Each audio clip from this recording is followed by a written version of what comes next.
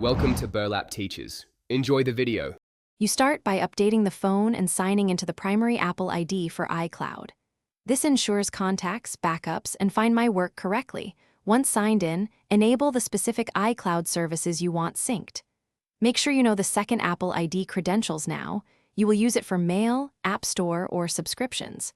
Don't skip verifying two-factor codes when prompted, because that prevents lockouts.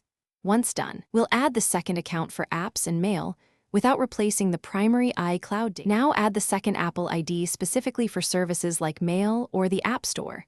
This keeps iCloud as the device anchor. Go to Settings, choose Passwords and Accounts or Mail Accounts, and add the second account. Toggle Mail, Contacts, or Calendars as needed.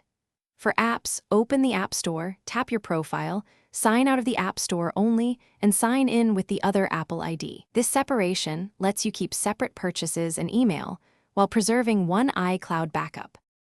Finish by confirming backups and sync settings, run a manual iCloud backup to be safe, and verify which Apple ID handles purchases.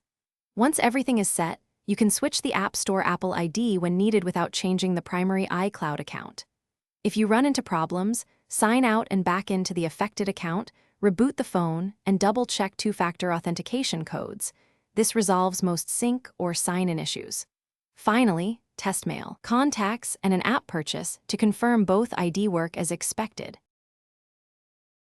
Thanks for watching. Consider subscribing if this video helped you.